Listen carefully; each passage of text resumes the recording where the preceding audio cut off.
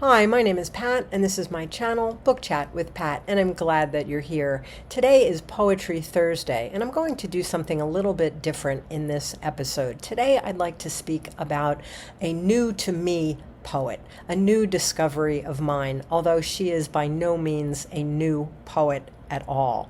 I have spoken on a few occasions on this channel about the contemporary Irish poet Padraig. He does a podcast called Poetry Unbound, where he reads a poem, discusses the poem, and then reads the poem again. And he has also curated and edited 2 volumes of poetry that have come from this podcast. Well, he also puts out a weekly newsletter.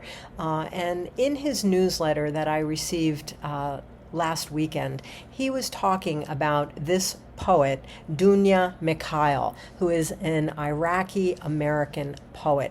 And I was so moved by what he had to say about her and by the poem that he shared that I went off in search of what I could find about her, and I also found several of her poems. I don't yet own any of her books, but I certainly will in the very, very near future. So what I'd like to do is just talk a little bit about what I found out about her, who she is, a little bit about her biography, and then as I always do, I'd like to share a few of her poems. Mikhail was born in Baghdad, and she earned her bachelor's degree at the University of Baghdad. She went to work as a journalist, and she was a journalist and a translator for the Baghdad Observer until she was placed on Saddam Hussein's enemies list. At that time, she immigrated to the United States. This was the mid-1990s. In 2007, she became a U.S. citizen. She earned her master's degree here at Wayne State University, and she currently teaches Arabic at Oakland University in Michigan. She's written a number of poetry collections, one work of nonfiction that was shortlisted for the National Book Award, and a debut novel in 2022. Among her honors, she was awarded the United Nations Human Rights Award for Freedom of Writing. She has also received fellowships from the United States Artists, the John Simon Guggenheim Memorial Foundation, and the Kresge Foundation. Though her poetry frequently records the traumas of war and exile, she has also spoken and written about the effects of censorship on her work. In a recent interview, she had this to say about censorship. In Iraq, there was a department of censorship with actual employees whose job was to watch public morals and decide what you should read and write. Every writer needed approval first before publishing. That's why I used a lot of metaphors and layers of meanings. This was probably good for my poetry, but still, you do not want to use such figures of speech just to hide meaning. Here in America, a word does not usually cost a poet her life. So now I'd like to read a few of her poems. First, Another Planet, which was published in her book, The Iraqi Nights, published in 2013. Another planet.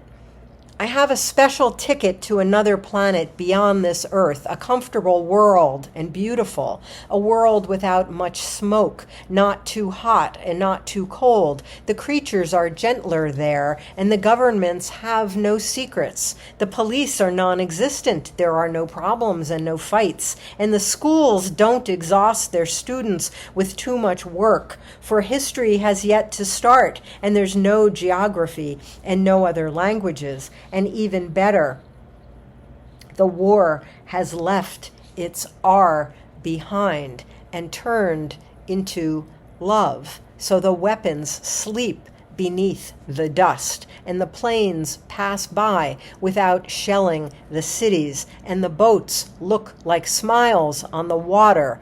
All things are peaceful and kind on the other planet beyond this Earth. But still, I hesitate to go alone.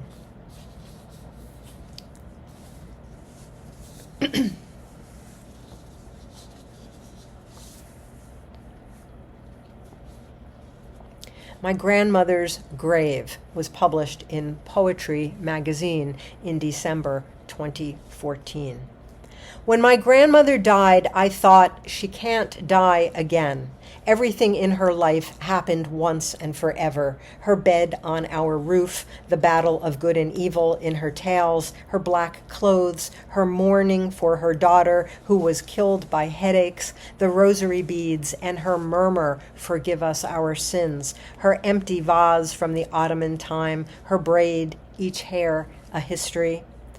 First were the Sumerians, their dreams inscribed in clay tablets. They drew palms, so dates ripen before their sorrows. They drew an eye to chase evil away from their city. They drew circles and prayed for them, a drop of water, a sun, a moon, a wheel spinning faster than earth. They begged, "Oh gods, don't die and leave us alone." Over the Tower of Babel, light is exile, blurred, its codes crumbs of songs left over for the birds. More naked emperors passed by the Tigris, and more ships, the river full of crowns, helmets, books, dead fish, and on the Euphrates, corpse lilies floating. Every minute a new hole in the body of the ship. The clouds descended on us, war by war, picked up our years, our hanging gardens, and flew away like storks. We said, there isn't any worse to come. Then the barbarians came to the mother of two springs. They broke my grandmother's grave, my clay tablet. They smashed the winged bulls whose eyes were sunflowers, widely open, watching the fragments of our first dreams for a lifetime.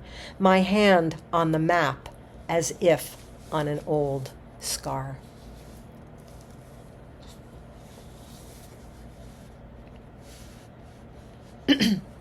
I Was in a Hurry was published in The War Works Hard.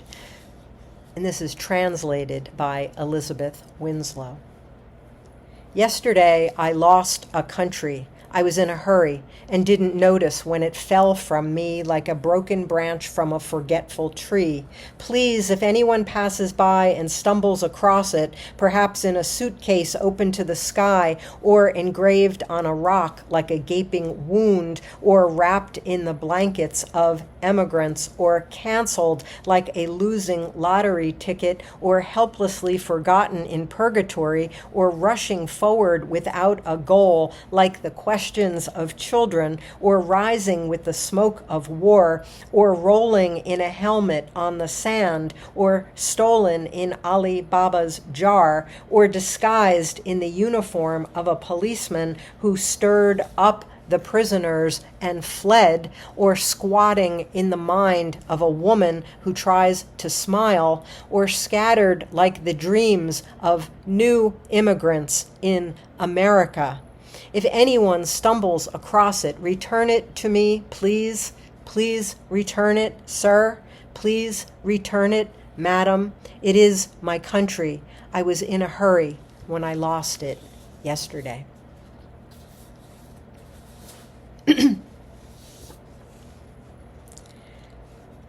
And finally, my poem will not save you from the collection In Her Feminine Sign. My poem will not save you. Remember the toddler lying face down on the sand and the waves gently receding from his body as if a forgotten dream. My poem will not turn him onto his back and lift him up to his feet so he can run into a familiar lap like before.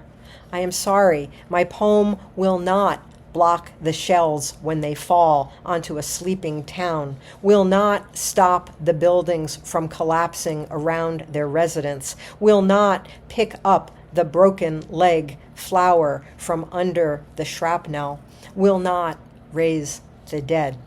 My poem will not defuse the bomb in the public square. It will soon explode where the girl insists that her father buy her gum. My poem will not rush them to leave the place and ride the car that will just miss the explosion. Many mistakes in life will not be corrected by my poem. Questions will not be answered. I am sorry, my poem will not save you. My poem cannot return all of your losses, not even some of them, and those who went far away. My poem won't know how to bring them back to their lovers. I am sorry. I don't know why the birds sing during their crossings over our ruins. Their songs will not save us, although in the chilliest times they keep us warm, and when we need to touch the soul to know it's not dead, their songs give us that touch. And so that's a little bit about a new to me poet, Dunya Mikhail. As always, I thank you for watching. I hope that you're doing well. I'll speak with you again soon. Take care.